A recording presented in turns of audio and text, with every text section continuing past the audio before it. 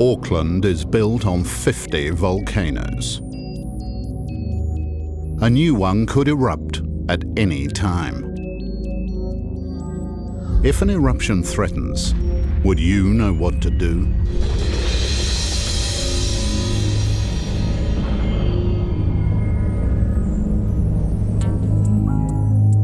Auckland's landscape is renowned for its two harbours and for its iconic cluster of volcanoes. Auckland is the only large city in the world built directly on top of a volcanic field. The Auckland Volcanic Field produced 50 volcanoes over the past 200,000 years. They range from explosion craters punched out in a few violent days to simple scoria cones with lava fields, to elaborate volcanic structures with multiple craters, widespread ash and lava fields that may have erupted for months.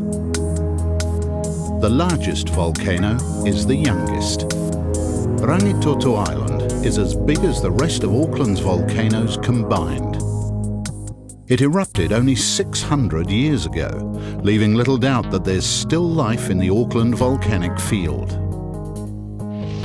About 80 kilometres beneath Auckland, there's a hotspot where the rocks partially melt. Hotspots like it elsewhere in the world can last for 1 million years, so Auckland's actually quite young. Over hundreds to thousands of years, enough molten rock or magma can build up that it starts to rise upwards towards the surface. If that magma reaches the surface, it erupts as a volcano. Auckland's hotspot produces a very fluid kind of magma called basalt, which travels to the surface quickly. A new eruption is most likely to occur where magma has not been released before, somewhere between the existing volcanoes. Unfortunately, we can't predict when the next batch of magma might start moving towards the surface, but we can detect it once it does. Rising magma can cause ground tremors as it forces its way past the surrounding rock. The Auckland Volcano Seismic Monitoring Network detects this kind of movement. The network consists of a series of seismometers that detect ground vibrations, and we should get a warning of days to weeks prior to an eruption. When a new batch of magma begins its ascent, no one feels the initial deep earthquakes that signal potential catastrophe. But when the Auckland Volcano Seismic Network detects the warning signs of a possible eruption, authorities begin to coordinate an emergency response. Within 3 kilometres of a typical Auckland eruption lies the devastation zone. To avoid loss of life, plans are made to evacuate everyone from a 5-kilometre radius of the impending eruption. Tremors in the days leading up to the eruption are widespread and increasingly noticeable. But it's only in the last day or two, when the magma nears the surface, that the exact location of the approaching disaster becomes obvious. The Auckland Regional Civil Defence Emergency Management Group advises all residents in the affected Auckland areas to self-evacuate immediately due to an imminent volcanic eruption. Take only essential items and pets. 100,000 people are evacuated from thousands of homes and businesses. The evacuation is completed just in time.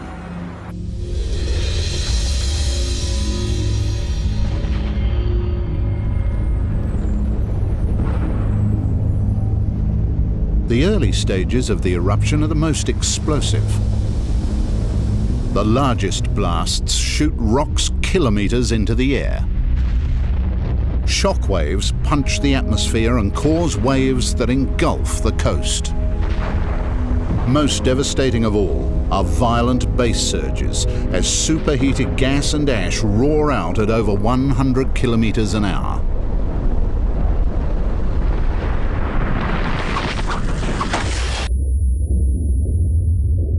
The most destructive phase of an Auckland eruption is during the first few days. Most volcanoes started with violent explosions driven by 1100-degree magma coming into contact with seawater or groundwater. Once the water is sealed out of the vent, then things tend to settle down a bit. But a large volcano in Auckland could continue to disrupt life for months to years with volcanic gases, volcanic ash and lava flows. Volcanic ash is abrasive, acidic, and blows long distances downwind from the volcano. It is a health hazard and makes driving dangerous. It is a serious threat to buildings. Ash threatens water, power, and drainage utilities. Even small quantities of airborne ash endanger aircraft, so New Zealand's busiest international airport is disrupted. When I work near erupting volcanoes, I need to protect myself from volcanic ash.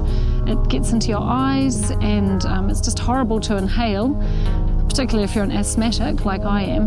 So glasses and a dust mask or a damp cloth are essential.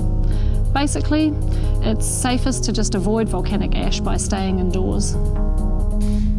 Ash has to be cleared from roofs because once it gets wet, it's extremely heavy.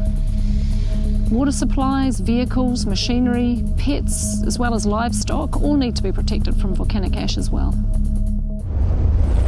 Gas dissolved in the magma drives the most spectacular phase of the eruption. In another few days, high fire fountaining builds a scoria cone within the area already destroyed. As magma with less gas arrives at the surface, it pours from the volcano more gently. Flowing long distances from the vent, lava flows are relentless. They destroy everything in their path and cause fires. Lava poses little threat to life because it moves quite predictably downhill.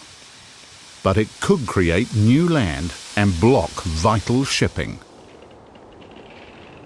A volcanic eruption in Auckland would be devastating, but after the initial turmoil, life could probably continue around the volcano. It would not be business as usual. Depending on where a new volcano occurred, motorways, hospitals, power, water and communication services could be destroyed. Volcanic disruption to Auckland's port and airport could ravage exports and travel earnings. An eruption could last for months to possibly even years. Recent research has shown that the Rangitoto eruption may have even paused for several years before lava flows built up the extensive lava field. A future Rangitoto-sized eruption would be fascinating, but it would be a major problem. The human toll from a volcano or any natural disaster will depend on how well Auckland's population is prepared.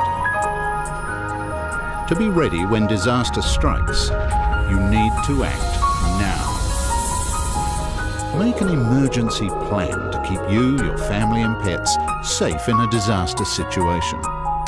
Practice your plan.